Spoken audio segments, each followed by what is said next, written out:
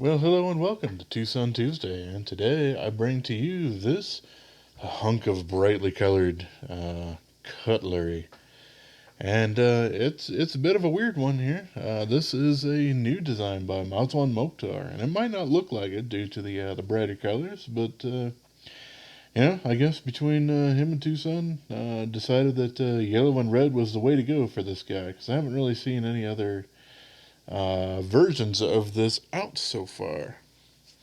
As you could probably tell by the title of the video, this guy is sporting a D2 blade. Here we are with it. And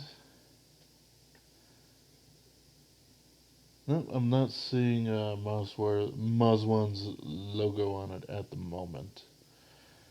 But this is definitely one of his designs. So, yes, this is a fairly large kind of knife here. Let's kind of go ahead and get a nice overview size here. And we're coming in at, like 8 3/4 inches or somewhere around like 22 centimeters in overall length here. So very much a large knife. We got G10 inlays on both sides here. And this is, despite it using quite a bit of titanium, it is not a titanium frame lock or subframe lock. It's using a steel liner lock. Something that is actually done on this guy, which is which one is this one? Darn it! 194. Okay, I do have it on there at least. Which is still a fairly new design despite the number on it and everything like that. And they actually do have new versions of this that I've seen with M390 that are just being posted. And of course, they also have some crazy crystallized kind of anodization style on the titanium. I don't have either of that, but figured that I would kind of bring this in there, as this is definitely a titanium handled knife that's also a liner lock from Mazwan recently. Just kind of thought I would throw that in there. Something that's very fantastic to see on this guy here is the ability to swap the pocket clip from side to side. I would have personally preferred, because it has this kind of large landing patch here, and we could see that. If they wanted to only keep a single screw thing in there, then they could have, added another mounting point on the inside there, or just a standard little uh, peg or something like that, just to have more than one mounting point through the G10. G10 is much more rigid than something like micarta, and especially their earlier burlap sort of stuff. So it can stand up quite well to some pocket abuse and stuff like that from the pocket, just stresses on the pocket clips and stuff like that. But over time, they can kind of get a little bit messed up on you if you do inset them like this. This pocket clip is very, very coffin kind of inspired here. And it's not a single point, but as we can see way down here, if I can actually get this thing to focus, yeah, for the most part, it's not quite as wide as you might expect it to be from pocket clips from some of the other TwoSun designers like Wong or Night Morning. And it is really, really stiff. This guy, despite kind of its looks and everything like that, still relatively difficult to get into a pocket. Not too bad to get out of it, but still, it does have a considerable amount of pressure that you need to push down into the pocket material on your particular pants situation for it. So, yeah, that might get a little bit better over time. Oh, there's the Mazwan logo. It's just not seen when it's open. I knew it was on there somewhere, but okay. So yeah, we got their standard titanium thumb studs on there, easily able to be removed because we have a shaft and a screw section to it. These kind of debuted on some of Wong's designs. We can see they do stick out just a little bit on either side. And, that doesn't really come into any kind of problems that I've ended up having with this. It doesn't get caught on the pockets or anything like that, so that's good. And we definitely have a lot of cutout area here for you to use that. It's the only deployment method we got on here, but of course you can also reverse flick that super easy. Plunge grind done quite well. You can see it ends well before the blade starts here. We got, I'm going to go ahead and call it a clip point. You could, it's functionally kind of the same as a drop point, but just seeing that straight area there after that little curvy area with the swedge and everything like that, yeah, I'm going to go ahead and call that a clip point blade on there. Quite large. The geometry, it gets real nice and thin behind the edge. However, we have a full-size backspacer, so even if this blade was way too far up close to the spine of the body here, no snaggletooth available because the blade is 100% covered. And no blade wrap or anything like that. We don't even have a channel for it there. So this thing was actually ground quite well, which is great because unfortunately I can't say the same about most TwoSun models, especially new ones that are coming out. Even from designers who have kind of learned and known better, it still ends up happening. So I really hope TwoSun starts to do something about that, because it's starting to make me mad. All right, so past there, we do have the standard flat call-out pivot collars. Happens on a lot of Mazwan Mokhtar's designs and stuff like that. You know the deal. If that's something that absolutely bothers you on a moral or aesthetic level, just skip the knife and find something else. For everyone else, yeah, it's perfectly fine. They work out all right, and you can, of course, anodize them whatever color you want, or you can, if you do have the patience to do that on a stone or a belt grinder or something like that, you can actually polish out those embossings so that it's just nice and smooth. But yeah. We do have a nice amount of lock bar access for the liner there for it, so that's all sorts of easy. And we also do have a nice kind of pad up here if you do want to choke up. Something that I would like is on this kind of ramp up here. I would like some jimping going on there. But there is kind of one complaint really that I do have on this knife. It is a large knife. However, not really designed with someone of hands of my size.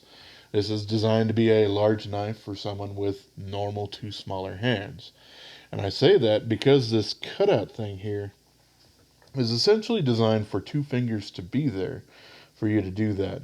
For me, they don't sit nice and flush enough, so I always kind of have this sticking into my middle finger.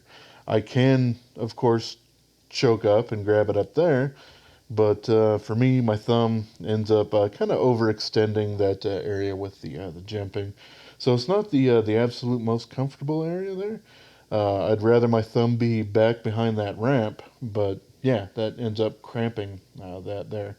You can grab it way back here. I suppose if you wanted to try to do some chopping, don't do that with a folder, especially not one with D2. But if we were going to do that, then this thing could give that for you. Or if you're looking to do actual snap cuts, if you're trying to do a lot of damage to whatever it is in front of you, whether it be wood or flesh or whatever the heck else it might be, then that grip back there is actually quite nice and comfortable. It's just not really wieldy for controlled cuts. So much more of an offensive grip, I suppose. It's not bad for grabbing it around that way, which, for pairing tasks, whatever. But I do like that for a chest lever kind of a grip. And we don't have all that much of a beak on the back end here, so regardless of your hand size, this ends up being a nice and comfortable grip for it. And of course, we can also do that reverse hammer grip in case you want to really put a lot of your oops, as I hit the camera, and a lot of your tries into whatever you're trying to plunge that knife into there, then that ends up working out all right. So, yeah, the action on it, pretty darn good. We can see this position right here pretty soon after you release that. That's where it starts to engage with that detent there. So that makes it quite easy. Once you've moved that away a little bit, it's already over that. Of course, I pushed it back onto it. And the action on this guy is it's okay. You know, it's a really, really heavy blade, so it does drop shut. Maybe not the absolute best action on it. However, I will say that this knife does use multi-row bearings on it, so that's nice to see. I always appreciate that, just for more stability feeling with bearings and stuff like that. Having more than one row, always nice to have. So yeah, I talked about that. Well, let's go ahead and go over some stats and everything like that for it. Blade stock thickness on this guy, I measured it at about 4.1 millimeters, so a little bit thicker than even some of their crazy thick ones. They have one, possibly two, that has 5 millimeters, but those are a little bit different. I think those are much more of a Medford vibe than a lot of their other models. But yeah, 4.1 millimeter blade stock thickness on here. That's for a 3.59 inch blade from tip of the handle scale there out to the tip of the blade. That's 91.1 millimeters long. We got 0.59 of an inch thick handle scales here. They do contour a little bit, but you can see it's not incredible amounts. It definitely doesn't quite feel like just a straight flat slab, though. And we can definitely see that with some of the striations in the G10. We can definitely see there's some contouring going on there. That would be 15 millimeters thick exactly there. And, well, the weight, it's not for the meek. It's 6.63 ounces or 188 grams. Yeah, this thing is a beast. But it's nice and solid feeling in the hands, and as long as you don't have an index and middle finger that are quite long. Let's see, what do we got for that in there? We got basically right around 4 centimeters or so.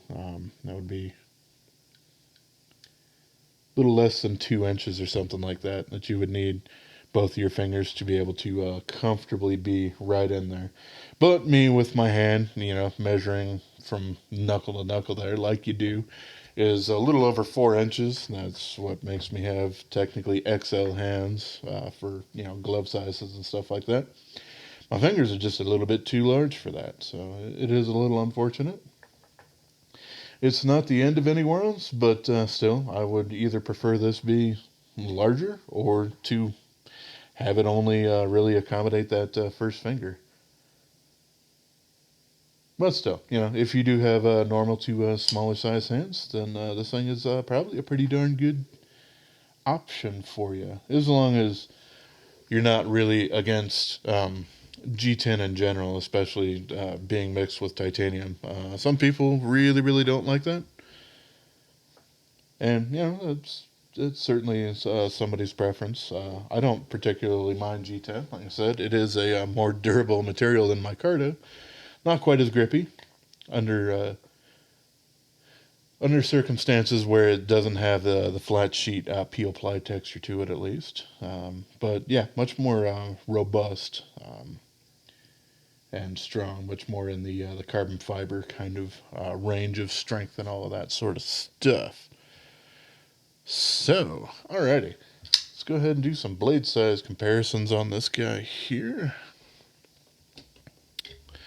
And I will start with the Spyderco Manix 2 XL. And wow, that's actually closer than I thought it was going to be. But alright, there we go. And here we are with the Spyderco PM2.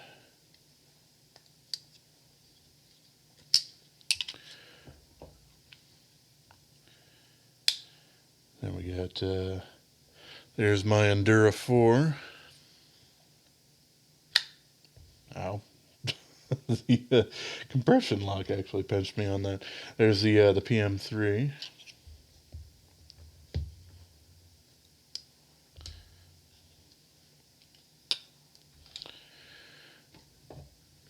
Let's get some Benchmads in here. There's the good old Griptilian and the 940.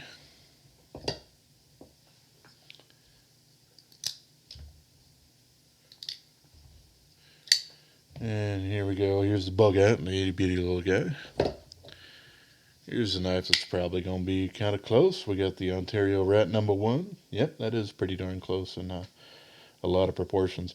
And it also has a flat portion for you to choke up. But this does accommodate a little bit more varied hand sizes just due to that fingered choil kind of thing there. And, well, sure, here we go. There's the Civivi Elementum, which is pretty darn close to the K-Bar Folding Hunter, the Dozier guy, so I will go ahead and not pull that guy out because it's not terribly relevant, I suppose. But yeah, there we go. So there's kind of all of my standard thoughts and everything for it. I do like the lock bar access. I like the plunge grind on there. I like that you can choke up on it. It's a very decent feeling knife in the hand. Very, very solid feeling. I wish that this was either wider or I didn't have the beak up here for the second finger myself personally. And I kind of would like to have some jimping up top there, but it's not the end of any worlds. And the pocket clip can be a little challenging or take a little bit more pressure than you might want. But otherwise, this thing is a pretty darn good knife and quite large, of course. So there we go with that. As I do with the rest of them, we're going to go ahead and take this guy apart. So yeah, let's go ahead and do that. If that's not something that interests you, feel free to click away to something that does interest you a bit more. We got their standard Chicago screw kind of construction process here.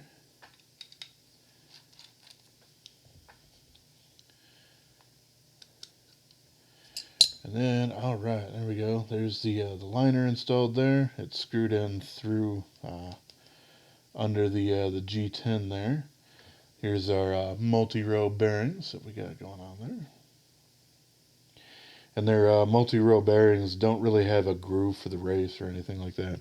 Possibly one of the reasons why I think that most, if not all, of their multi-row bearing guys don't quite have the same kind of a nice smooth feel as their single rows do. But nah, that's just kind of conjecture at this point. We do have an external blade stop pin that goes through the titanium on both sides, but it's not shoved through there. But it's nowhere near being stopped back here. So if you did need to cut in a finger choil or something like that many years down the road for whatever particular reason, if you've sharpened way up there, that's perfectly available to you. Using something like a Dremel here with a little carbide tip, then that's probably one of the fastest ways to go about it. And there you go. And the back spacer here does actually have weight relieving on it. Of course, the scales technically do as well with the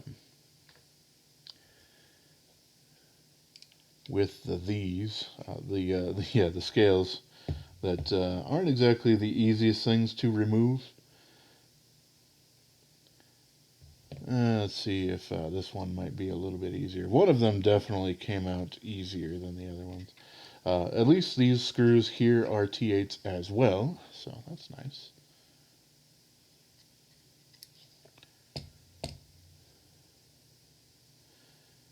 Yeah, well, you know what? I'm lazy. But you can definitely tell that these aren't, just a standard onlay. They are inlaid, so they do have quite a bit of groove cut out there. That wasn't the place that I wanted that. you go here, because the longer one for the pocket clip ends up going there. There we go. Yep. This one doesn't have a detent ramp. Like I said, it happens so early on in there that that's not really a necessary feature, and would kind of get a little funky on you trying to close them up from time to time. There we go. Normally I would just screw them together flat, but you know what? This was something that I ran into on my first disassembly of him. Well, if you want to add a particular moniker to it, is the pivot on this one in particular is a little temperamental. Trying to get it back on there. It's already set up, so I'm not quite sure exactly what it's getting hung up on, but it does.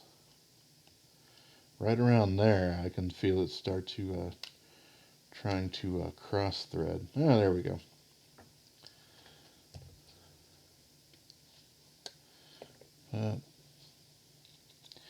Not too bad. It's definitely not impossible to take care of that.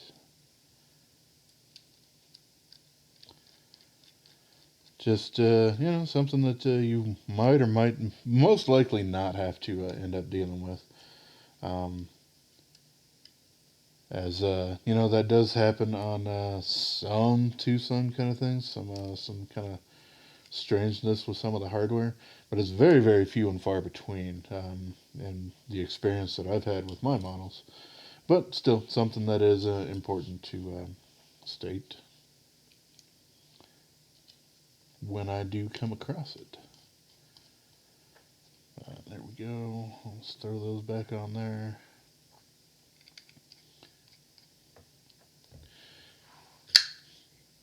Yep, we're all good. No blue whatsoever. Yep, all sorts of good clothes and stuff. So, yeah, there we go. There's everything I wanted to cover here with the TS416 from Mazwan. I do appreciate seeing another knife of theirs that you can actually swap that pocket clip on.